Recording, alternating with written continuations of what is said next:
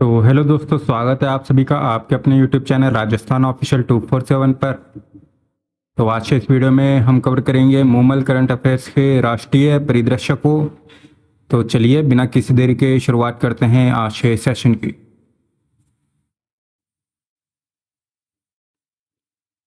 तो सबसे पहले देखेंगे चर्चित व्यक्तित्व। तो सुप्रीम कोर्ट के 52वें मुख्य न्यायाधीश कौन बने हैं? तो ये बने हैं B.R. Gavai, justice B.R. Gavai, जो कि बने हैं सुप्रीम कोर्ट के 52वें मुख्य न्यायाधीश। तो B.R. गवई जो है सुप्रीम कोर्ट के नए न्यायाधीश नियुक्त होंगे और ये जो है 52वें मुख्य न्यायाधीश होंगे। ये वर्तमान मुख्य न्यायाधीश संजीव खन्ना जो कि 51वें, इनों का जो कार्यकाल है ये 14 मई 2025 को पूरा होने पर गवई जो है इनका पदभार ग्रहण करेंगे और इनका जो कार्यकाल होगा वो 6 माह का होगा। जस्टिस गवई ने दिसंबर 2023 में धारा 370 के प्रावधानों को निरस्त करने में महत्वपूर्ण भूमिका निभाई थी।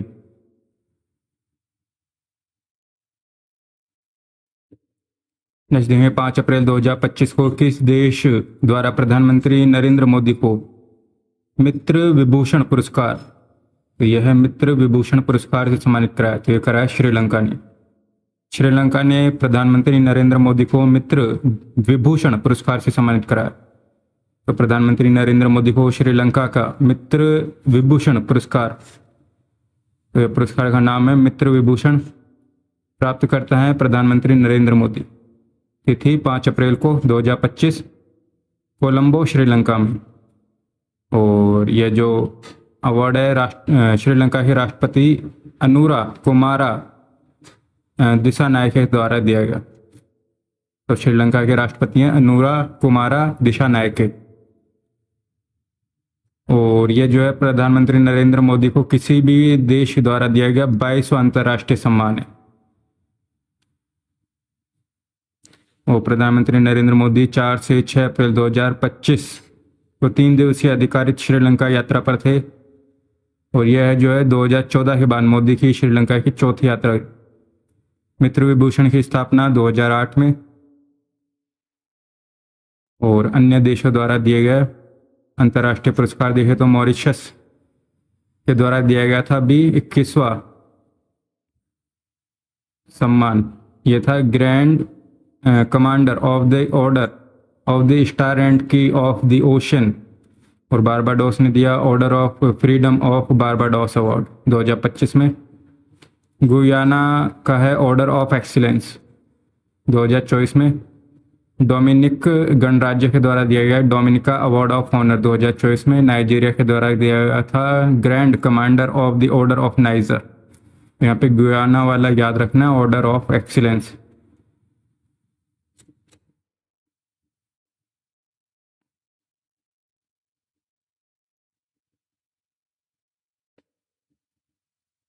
नेक्स्ट देखें 15 अप्रैल 2025 को 23वें विधि आयोग के अध्यक्ष किसे नियुक्त करा गया? तो 23वें विधि आयोग के अध्यक्ष नियुक्त हुए हैं जस्टिस दिनेश माहेश्वरी। दिनेश माहेश्वरी 23वें विधि आयोग के अध्यक्ष। तो इनका कार्यकाल 31 अगस्त 2027 तक रहेगा। आयोग का कार्यकाल 3 वर्ष का होता है। हितेश जैन और डीपी वर्मा, हितेश जैन और डीपी वर्मा को आयोग का पूर्णकालिक सदस्य नियुक्त करा गया है। और विधि आयोग में टोटल सदस्य होते हैं 7। 22वें विधि आयोग के अध्यक्ष थे ऋतुराज अवस्थी और 23वें बने हैं दिनेश माहेश्वरी। तो विधि आयोग का कार्य है कानूनी सुधारों पर सरकार को सलाह देना और शोध करना। 23वें विधि आयोग का गठन हुआ था 1 सितंबर 2024 को। दिनेश माहेश्वरी, तो इनका जन्म हुआ था उदयपुर राजस्थान में। 2 सितंबर 2014 को राजस्थान हाईकोर्ट के न्यायाधीश के रूप में शपथ ली। 19 जुलाई 2024 को इलाहाबाद हाईकोर्ट के न्यायाधीश के रूप में शपथ। और ये मेघालय कर्नाटक हाईकोर्ट के मुख्य न्यायाधीश रह चुके हैं। और भारत के सर्वोच्च न्यायालय के न्यायाधीश के रूप में भी इन्होंने शपथ ली थी 18 जनवरी 2019 को। भारतीय कृषि अनुसंधान परिषद ICAR का नया महानिदेशक बनाया गया है मांगीलाल जाट को। ICAR का नया महानिदेशक बनाया गया है मांगेलाल जाट को। नासा के एक्सिओम मिशन में अंतरिक्ष पर जाने वाले भारतीय वायुसेना के अंतरिक्ष यात्री हैं। भारतीय वायुसेना के अंतरिक्ष यात्री है शुभांशु शुक्ला। नासा के एक्सिओम मिशन पर जाने वाले भारतीय वायुसेना के अंतरिक्ष यात्री शुभांशु शुक्ला। के कस्तूरी रंगन, जिनका भी 84 साल में निधन हो गया। तो इसरो के पूर्व अध्यक्ष डॉक्टर कस्तूरी रंगन का 25 अप्रैल को निधन हो गया। और ये जो है 9 वर्ष 1994 से 2003 तक इसरो के अध्यक्ष रहे। ये इन्हें जो है पद्मश्री, पद्म भूषण और पद्म विभूषण से नवाजा जा चुका है। इसके अलावा न्यू एजुकेशन पॉलिसी 2020 को तैयार करने में इन्होंने महत्वपूर्ण योगदान दिया था। तो के कस्तूरी रंगन, जिनका अभी जो है निधन हो गया, ये थे इसरो के पूर्व अध्यक्ष। 1994 से 2030 तक 9 सालों तक इसरो के अध्यक्ष रहे और देश के सर्वोच्च सम्मान पद्म विभूषण, पद्म भूषण और पद्मश्री से सम्मानित हो चुके हैं।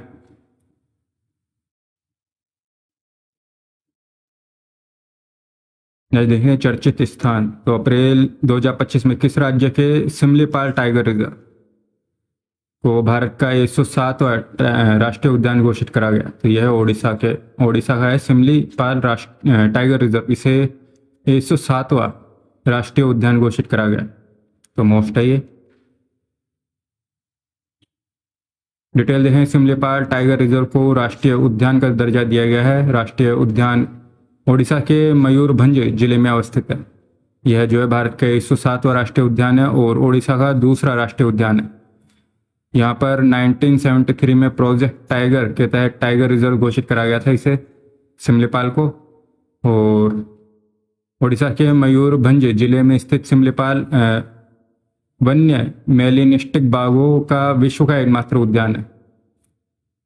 वन्य मेलिनिस्टिक बाघों का विश्व का एकमात्र उद्यान, जिसमें 40 रॉयल बंगाल टाइगर, ओडिशा के 25% हाथी और 104 आर्किड प्रजातियां जो पाई जाती है। किस शहर में विश्व स्तरीय भारतीय रचनात्मक प्रौद्योगिकी संस्थान IICT स्थापित किया जाएगा? तो IICT की स्थापना हुई मुंबई में। तो विश्व स्तरीय भारतीय रचनात्मक प्रौद्योगिकी संस्थान IICT की स्थापना हुई मुंबई में। तो मुंबई में animation, visual effect, gaming, comics और विस्तारित वास्तविकता AVGC XR क्षेत्र को समर्पित विश्व स्तरीय संस्थान भारतीय रचनात्मक प्रौद्योगिकी संस्थान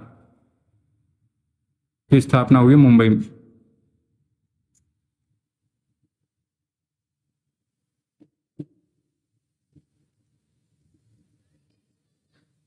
नेक्स्ट देखें तो 6 अप्रैल 2025 को प्रधानमंत्री नरेंद्र मोदी ने प्रदेश के पहले वर्टिकल रेल ब्रिज, यह पंबन ब्रिज का उद्घाटन कहाँ पर करा? तो यह करा रामेश्वर, तमिलनाडु। तो पंबन ब्रिज है रामेश्वर, तमिलनाडु, जो कि देश का पहला वर्टिकल रेल ब्रिज है। तो प्रधानमंत्री नरेंद्र मोदी ने भारत के पहले वर्टिकल लिफ्ट रेल समुद्री पुल पंबन ब्रिज का उद्घाटन करा। यह पुल जो रामेश्वरम द्वीप को रामनाथपुरम मुख्य से जोड़ता है। यह मौजूदा पुल से 3 मीटर ऊंचा है, जिससे जो है समुद्री यातायात जो है आसान होता है। इसमें वर्टिकल लिफ्ट स्पैन है, जिसे 5 मिनट में ऊपर उठाया जा सकता है। सब स्ट्रक्चर 2 ट्रैकों के लिए डिजाइन, इतना छोड़ दो। इसका निर्माण रेल विकास निगम लिमिटेड, तो RVNL के द्वारा करा गया।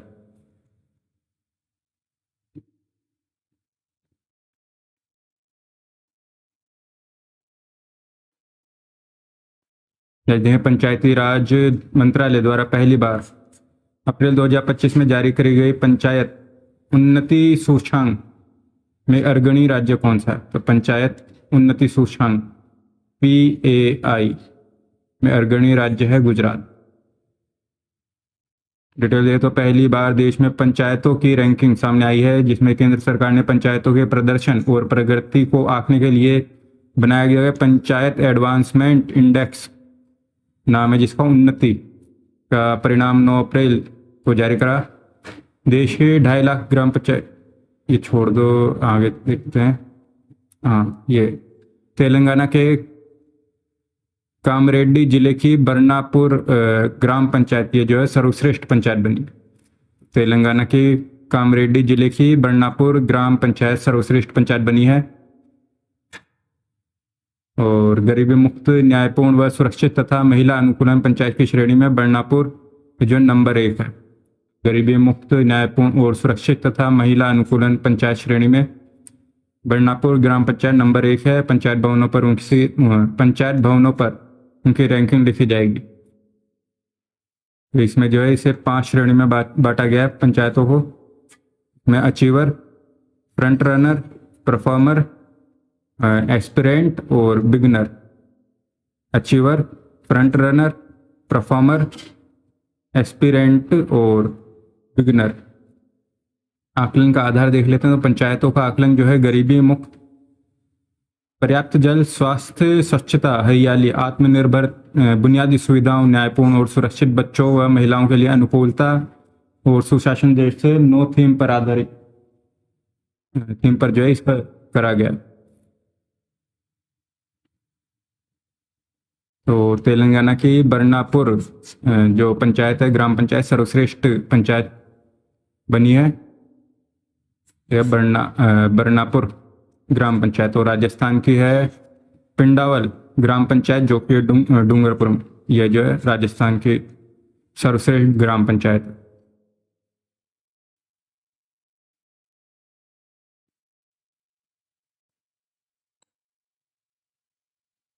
नेक्स्ट देखेंगे 15 अप्रैल 2025 को जारी करी गई इंडिया जस्टिस रिपोर्ट 2000 में चौथा संस्करण में शीर्ष स्थान पर कौन सा राज्य रहा है? तो ये रहा है कर्नाटक। इंडिया जस्टिस रिपोर्ट में शीर्ष स्थान पर रहा है कर्नाटक। तो इंडिया जस्टिस रिपोर्ट 2025 15 अप्रैल 2025 को इंडिया जस्टिस रिपोर्ट IJR 2025 का चौथा संस्करण जारी करा गया। और इसमें देखें तो पहले स्थान पर रहा कर्नाटक, दूसरे स्थान पर रहा आंध्र प्रदेश और तीसरे पर रहा तेलंगाना। राजस्थान का स्थान रहा इसमें 14वां। तो पहले पे कर्नाटक, दूसरे पर आंध्र प्रदेश और तीसरे पे तेलंगाना।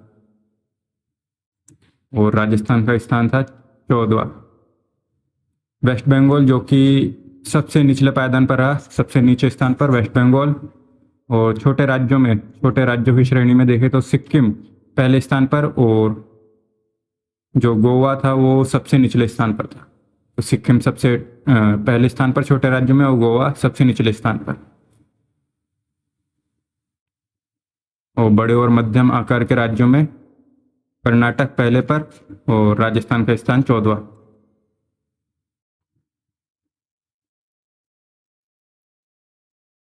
देखें वैश्विक स्तर पर जेनरिक दवाओं का सबसे बड़ा आपूर्तिकर्ता देश है भारत।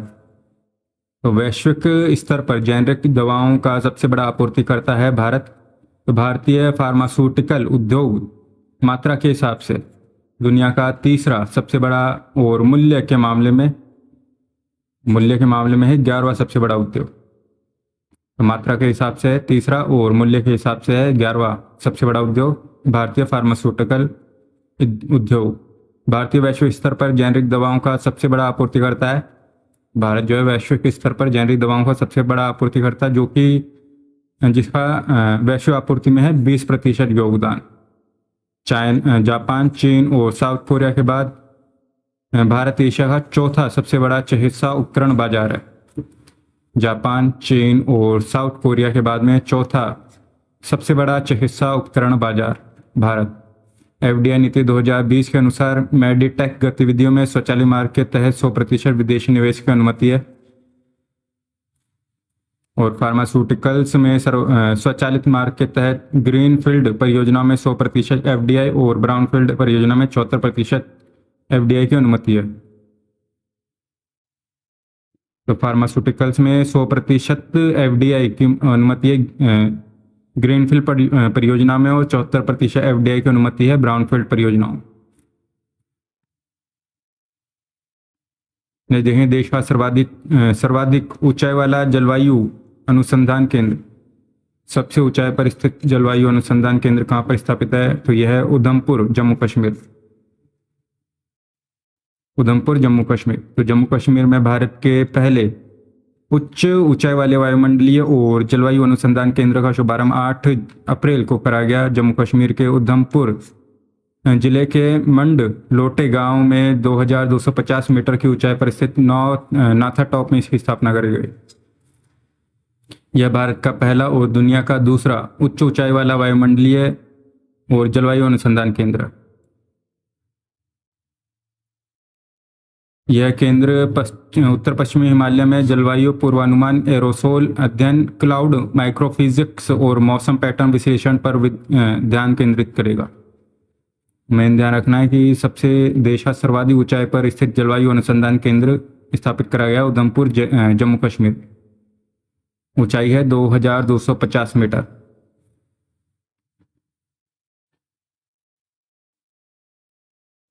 यदि MP tech growth conclave, MP tech growth conclave आयोजन हुआ इंदौर में, एमपी के इंदौर में 27 अप्रैल को, और इसका उद्घाटन करा मुख्यमंत्री मोहन यादव ने। उद्देश्य ग्लोबल इन्वेस्टर्स समिट 2025 के संकल्पों को साकार करना। जैसे देखिए अमरावती, तो आंध्र प्रदेश की नई राजधानी अमरावती नवीकरणीय ऊर्जा से चलेगा, तो नवीकरणीय ऊर्जा से चलेगा अमरावती शहर। तो यह ऐसा करने वाला दुनिया का पहला शहर होगा। इसके लिए जरूरी 2700 मेगावाट नवीकरणीय ऊर्जा के दोहन की योजना बनाई गई है।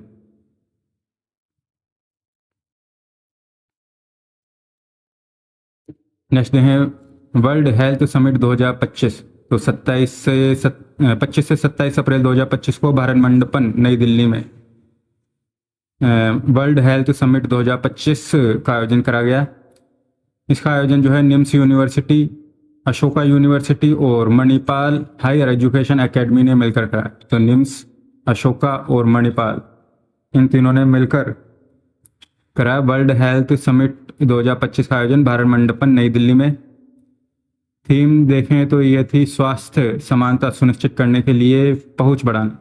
स्वास्थ्य समानता सुनिश्चित करने के लिए पहुंच बढ़ाना। भारत ने पहली बार WHS की क्षेत्रीय बैठक में, इतने हटा दो। नेक्स्ट देखते हैं तीसरा अंतर्राष्ट्रीय क्वांटम संचार सम्मेलन। तीसरा अंतर्राष्ट्रीय क्वांटम संचार सम्मेलन आयोजित हुआ नई दिल्ली में 24 से 25 अप्रैल। उद्घाटन करा केंद्रीय संचार मंत्री ज्योतिरादित्य सिंधिया ने। तीसरा अंतर्राष्ट्रीय क्वांटम संचार सम्मेलन।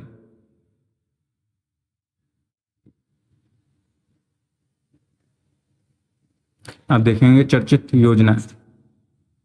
तो 4 अप्रैल 2025 को केंद्रीय मंत्रिमंडल द्वारा स्वीकृत वाइब्रेंट विलेज कार्यक्रम, वाइब्रेंट विलेज कार्यक्रम के दूसरे चरण की अवधि निर्धारित करी गई है 2024-25 से 28-29। वाइब्रेंट विलेज कार्यक्रम की द्वितीय चरण की अवधि निर्धारित हुई है 2024-25 से 28-29। डिटेल है प्रधानमंत्री नरेंद्र मोदी की अध्यक्षता में केंद्रीय मंत्रिमंडल ने 4 अप्रैल 2025 को केंद्रीय क्षेत्र की योजना 100% केंद्र वित्त पोषित के रूप में वाइब्रेंट विलेज कार्यक्रम सेकंड, तो यह है VVP सेकंड को मंजूरी दी है और 100% केंद्र सरकार की योजना है। यह जो है सुरक्षित, संरक्षित और जीवंत भूमि सीमाओं के लिए विकसित भारत 2047 के दृष्टिकोण के लिए प्रतिबद्धता को आगे बढ़ाता है। यह कार्यक्रम VVP1 के तहत पहले से ही कवर की गई उत्तरी सीमा के अलावा अंतर्राष्ट्रीय भूमि सीमाओं से सटे ब्लॉकों में स्थित गांवों को व्यापक विकास में मदद करेगा। तो अंतर्राष्ट्रीय भूमि सीमाओं से सटे ब्लॉकों में स्थित गांवों के व्यापक विकास में मदद करेगा।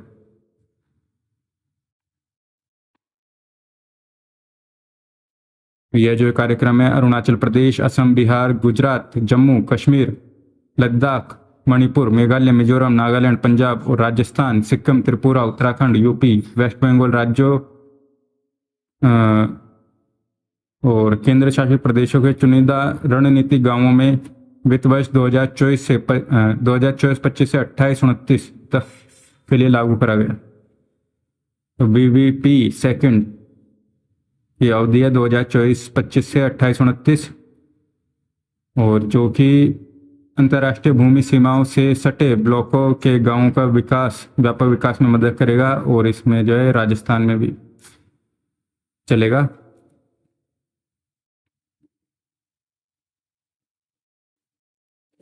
सिप्री द्वारा अप्रैल 2025 में जारी करी गई वर्ष 2024 की दुनिया की सर्वाधिक सैन्य खर्च करने वाले देशों की सूची में भारत का स्थान है 5वां। पहले था 4था, अब है 5वां।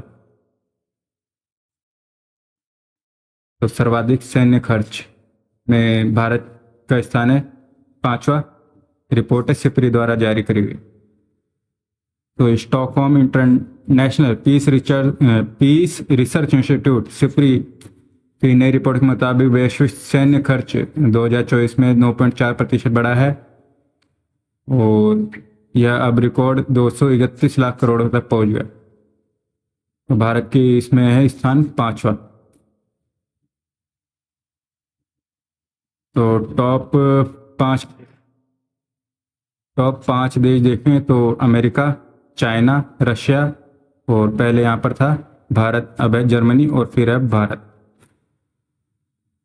तो सैन्य खर्च 95 लाख करोड़ जो कि सबसे ज़्यादा है अमेरिका का, और भारत करता है 7.3 लाख करोड़ का खर्च।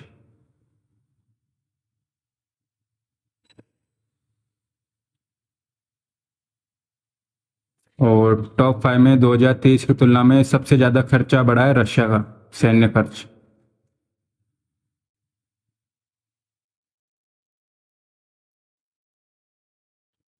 देखें अप्रैल 2025 में यूनेस्को द्वारा भारत के किन प्राचीन अभिलेखों को memory of the world register में शामिल करा गया। तो भारत के प्राचीन अभिलेख हैं भगवद गीता और नाट्य शास्त्र।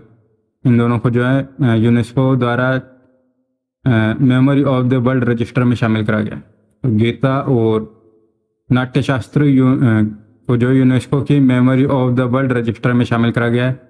यूनेस्को के memory of the world register में शामिल भारतीय अभिलेखों की संख्या हो गई है 14।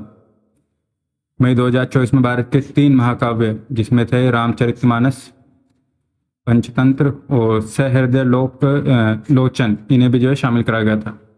तो मई 2024 में शामिल हुए थे भारत के 3 महाकाव्य रामचरितमानस, पंचतंत्र और सहृदय लोचन, और अभी शामिल करा गया भगवद गीता और नाट्य शास्त्र को। नाट्य शास्त्र जिसे गंधर्व वेद के नाम से भी जाना जाता है, रचना करी थी भारत मुनि ने 2वीं शताब्दी में। इसमें 36,000 श्लोक हैं और महाभारत के लेखक वेद व्यास हैं। भगवद गीता में 700 श्लोक जो कि 18 अध्यायों में वर्णित है। देखेंगे 28 अप्रैल 2025 को भारत ने किस देश के साथ में अब तक का सबसे बड़ा रक्षा सौदा राफेल मरीन फाइटर जेट के लिए कराया। तो ये कराया फ्रांस के साथ में। तो भारतीय समुद्र की पहरेदारी के लिए Rafale marine fighter jet deal करी है 28 अप्रैल को भारत और फ्रांस के बीच में। और इस सौदे में जो है 26 राफेल मरीन फाइटर जेट जो है भारत को मिलेंगे।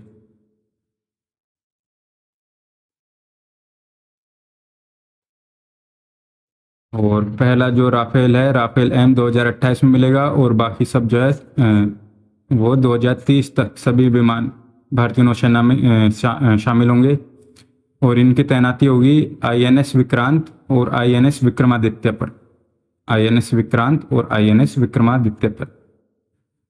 और इन सब राफेल को मिलाकर भारत के पास टोटल 62 राफेल हो जाएंगे।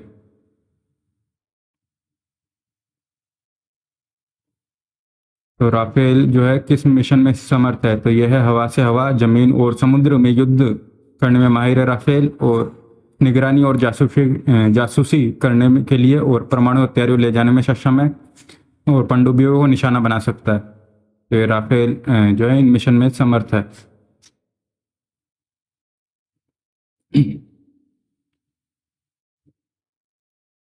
देखेंगे 31 मार्च 2025 तक की अवधि में भारत की कुल अक्षय ऊर्जा क्षमता स्थापित क्षमता कितनी आकी गई है? तो 31 मार्च 2025 तक भारत की कुल अक्षय ऊर्जा स्थापित क्षमता ये हो गई है 220.10 गीगावाट। 220.10 गीगावाट 31 मार्च 2025 तक भारत की अक्षय ऊर्जा स्थापित क्षमता। तो 31 मार्च 2025 तक देश की रिन्यूएबल एनर्जी क्षमता बढ़कर हो गई है 220.10 गीगावाट, जिसमें सोलर एनर्जी क्षमता है 105 गीगावाट की, और विंड एनर्जी क्षमता है 50.04 गीगावाट। बायो एनर्जी इंस्टॉलेशन की कुल क्षमता है 11.58 गीगावाट। और भारत जो है वर्ष 2030 तक 500 गीगावाट रिन्यूएबल एनर्जी के विजन को प्राप्त करने का लक्ष्य रखा है। 500 गीगावाट 2030 तक। देखेंगे किस देश द्वारा भारत को E5 और E3 बुलेट ट्रेन मुफ्त में उपलब्ध कराई जाएगी? तो भारत को E5 और E3 ये प्रोवाइड कराएगा जापान मुफ्त में। तो Mumbai Ahmedabad high speed rail corridor के लिए जापान भारत को 2 शिकानसेन ट्रेन E5 और E3 मुफ्त में देगा। यह डिलीवरी 2026 तक होगी, और मुंबई अहमदाबाद कॉरिडोर की टोटल लंबाई है 508 किलोमीटर। देखें कमान क्षेत्र विकास और जल प्रबंधन योजना, तो MCADWM, तो command area development water management योजना। तो अप्रैल 2025 में केंद्रीय कैबिनेट ने प्रधानमंत्री कृषि सिंचाई योजना की उप योजना के रूप में कमान क्षेत्र विकास जल प्रबंधन योजना के आधुनिकीकरण को मंजूरी दी है। इसमें बजट रखा गया है इसके लिए 1600 करोड़ रुपए का। इसके तहत खेतों तक पानी पहुंचाने के लिए पुरानी नहरों और अन्य जल स्रोतों को आधुनिक तकनीकों से जो जोड़ा जाएगा।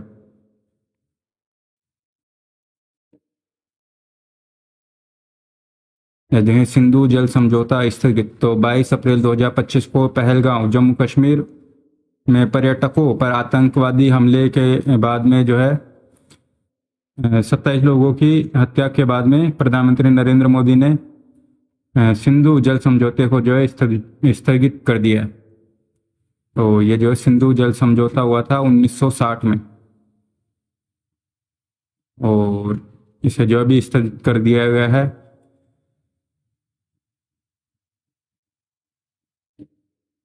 सिंधु जल समझौता देखते हैं एक नज़र में। तो सिंधु के तहत भारत को पश्चिमी नदियों में जो है कोई भी भंडार प्रणाली बनाने पर रोका गया है। इसमें 6 नदियां का 20% पानी भारत को मिलेगा और 80% पानी पाकिस्तान को मिलेगा। सिंधु जल का उद्गम है तिब्बत, झेलम, कश्मीर और रावी। झेलम कश्मीर से, और रावी चिनाब और व्यास हिमाचल प्रदेश से निकलती है, डाउन स्ट्रीम है, पाकिस्तान की ओर बहती है। तो झेलम कश्मीर से और रावी चिनाब और व्यास हिमाचल प्रदेश निकलती हैं और पाकिस्तान की ओर बहती हैं। पश्चिमी नदियों जिनमें है सिंधु, झेलम और चिनाब। तो ऊपर की 3 नदियां, ये सिंधु, झेलम और चिनाब, इनका पानी, इन पर जो है इसके पानी पर पाकिस्तान का अधिकार है। और नीचे की 3 पूर्व की यह है व्यास, रावी और सतलुज, इस पर इसके पानी पर भारत का अधिकार है। तो प्रमुख फैसले देखते हैं। तो यह अटारी बागा बॉर्डर तक बंद कर दी गई। पाकिस्तान नागरिकों को तुरंत भारत छोड़ने का आदेश दिया गया। पाकिस्तान उच्च आयोग के सैन्य दल को तुरंत भारत छोड़ने के निर्देश। भारत के इस्लामाबाद से जो अपने रक्षा नौसेना और वायु सलाहकारों को वापस बुलाया गया। छोड़ दो इसमें। नेक्स्ट देखते हैं वक्फ संशोधन विधेयक 2025। तो संसद के दोनों सदनों से बजट सत्र में पारित वक्फ संशोधन विधेयक 2025 को 5 अप्रैल को राष्ट्रपति द्रौपदी मुर्मू से जो है मंजूरी मिल गई। तो ये लागू हुआ 8 अप्रैल 2025 से। तो वक्फ संशोधन विधेयक लागू हुआ 8 अप्रैल 2025 से। तो गजट अधिसूचना के बाद में वक्फ संशोधन अधिनियम 1955 के नाम को बदलकर कर दिया गया unified Waqf management empowerment efficiency and development, in short उम्मीद अधिनियम 1995। तो उम्मीद अधिनियम 1995 में कर दिया गया है। तो ये फुल फॉर्म है unified Waqf management empowerment efficiency and development अधिनियम 1995। लोकसभा से मंजूरी मिली 3 अप्रैल को, 4 अप्रैल को राज्यसभा से मंजूरी मिली, 5 अप्रैल को राष्ट्रपति के द्वारा मंजूरी दी गई और लागू कर दिया गया 8 अप्रैल 2025 को। और वक्फ कानून का मुख्य उद्देश्य है वक्फ संपत्तियों का दुरुपयोग, पक्षपात और अतिक्रमण को रोकना। वक्फ संपत्तियों का दुरुपयोग, पक्षपात और अतिक्रमण को रोकना। अब देखेंगे सुपरफास्ट न्यूज। तो भारतीय राजनयिक जिन्हें अप्रैल 2025 में बीजिंग चीन स्थित एशियाई अवसंरचना निवेश बैंक AIIB का उपाध्यक्ष नियुक्त करा गया। तो यह है अजय भूषण पांडे। अजय भूषण पांडे ABP उपाध्यक्ष बनाया गया AIIB का अजय भूषण पांडे को। एम रेवती तो भारत ने दूरसंचार विभाग में संयुक्त बेतार सलाहकार एम रेवती को अंतर्राष्ट्रीय दूरसंचार संघ यह ITU इंटरनेशनल टेलीकम्युनिकेशन यूनियन में रेडियो संचार ब्यूरो, यह रेडियो संचार ब्यूरो का निदेशक के लिए जो है अपना उम्मीदवार बनाया। रेडियो संचार ब्यूरो का निदेशक के रूप में उम्मीदवार बनाया एम रेवती को।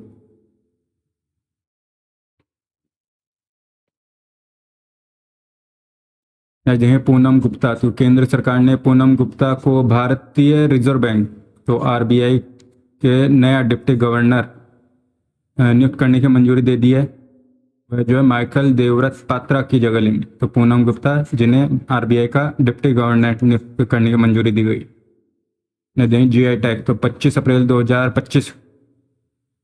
2025 में तमिलनाडु के 2 स्वदेशी उत्पाद, एक है तंजावुर का कुंभ कोडम सुपारी और कन्याकुमारी से थोउलाई फूल माला, जिसे मणिका मलाई भी कहते हैं, इसे जो GI टैग प्रदान करा गया है।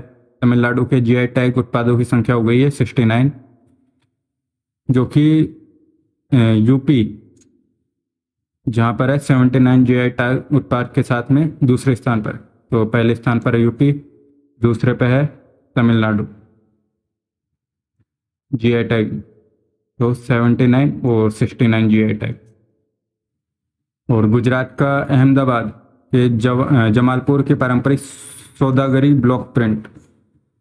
तो गुजरात के अहमदाबाद की सौदागरी ब्लॉक प्रिंट जो अपने जटिल हाथ से छपे डिजाइन के लिए जानी जाती है, इसे भी GI टैग दिया गया है। और अमल साध चिक्कू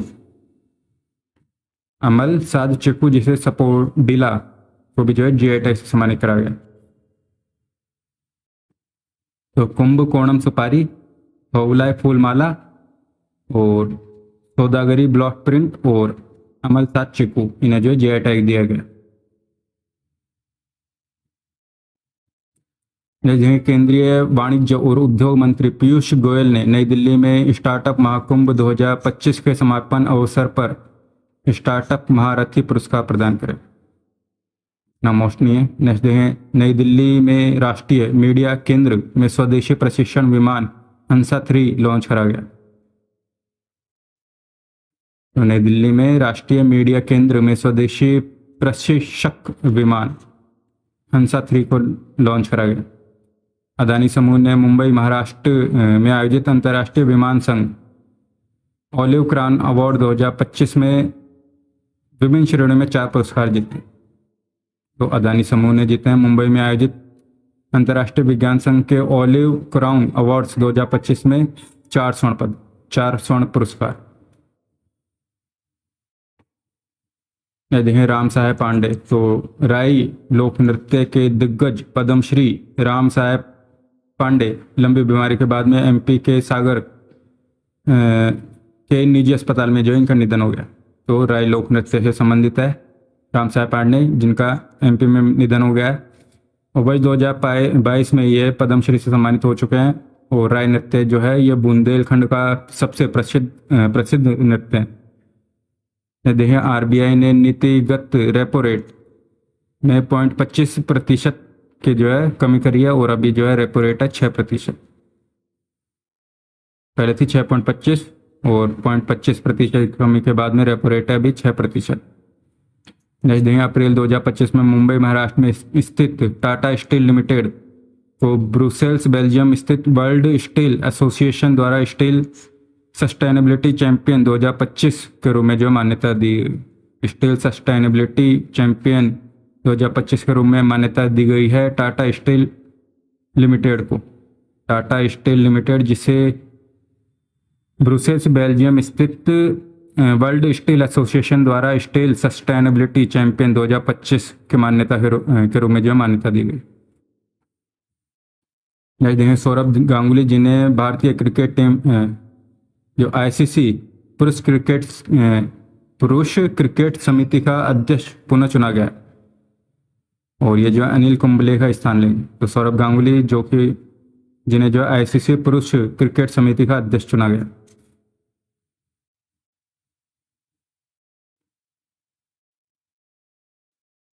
नेक्स्ट देखेंगे भारतीय रेलवे ने यात्रियों की सुविधा के लिए मुंबई मनमाड पंचवटी एक्सप्रेस में देश का पहला एटीएम स्थापित करा।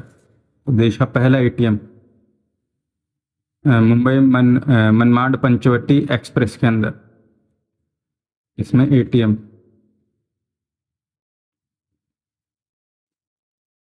महाराष्ट्र 3 लैंग्वेज पॉलिसी लाने वाला पहला राज्य बन गया है। महाराष्ट्र सरकार ने जो है राज्य भर के मराठी और अंग्रेजी माध्यम के स्कूलों में कक्षा 1 से 5 तक के छात्रों के लिए तीसरी भाषा हिंदी पढ़ाना जो है अनिवार्य होगा, जो कि अभी तक लागू नहीं है। ये देखें देवप्रयाग में सोड से जनासू, तो देवप्रयाग में सोड से जनासू तक बन रही भारत की सबसे लंबी रेल सुरंग, जिसकी लंबाई है 14.57 किलोमीटर, जो कि देवप्रयाग में सोड से जनासू तक बनेगी। यह सुरंग जो है 125 किलोमीटर लंबी Rishikesh Karnaprayag broad gauge rail परियोजना का एक हिस्से के रूप में बनाई जाती। यह Rishikesh Karnaprayag broad gauge rail परियोजना के एक हिस्से के रूप में, जो कि 125 किलोमीटर की है, हिस्से के रूप में बनाई जा रही 14.57 की सोड से जनासू तक लंबी रेल सुरंग देवप्रयाग में। यदि 9 अप्रैल 2025 को जैन धर्म का वैश्विक नवकार महामंत्र दिवस विज्ञान भवन नई दिल्ली में आयोजित करा गया। वैश्विक नवकार महामंत्र दिवस 9 अप्रैल को नई दिल्ली विज्ञान भवन। 7 अप्रैल 2025 को आयुष राज्य मंत्री ने भुवनेश्वर ओडिशा शहर में हरित योग का शुभारंभ करा। भुवनेश्वर में हरित योग का शुभारंभ। 7 अप्रैल को केंद्रीय कृषि मंत्री नंदूर बार महाराष्ट्र में किसान ज्ञान संवर्धन केंद्र, महिला प्रौद्योगिकी पार्क और कृषक मंडपन का उद्घाटन करा। तो यह महाराष्ट्र में।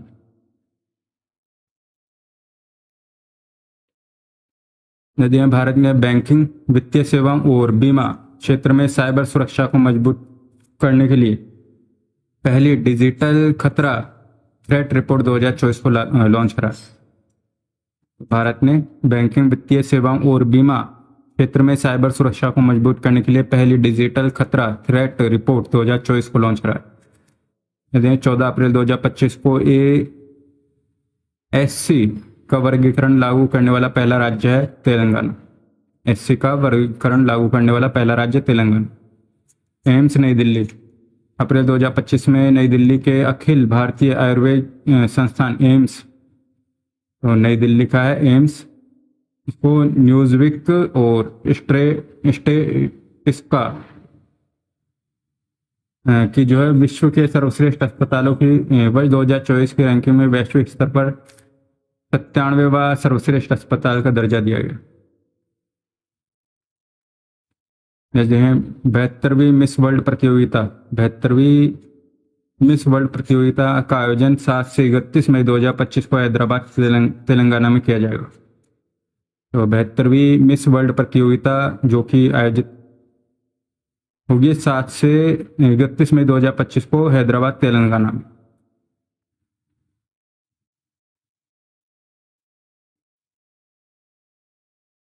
तो that's all, thanks for watching, do subscribe the channel. मिलते हैं नेक्स्ट वीडियो में।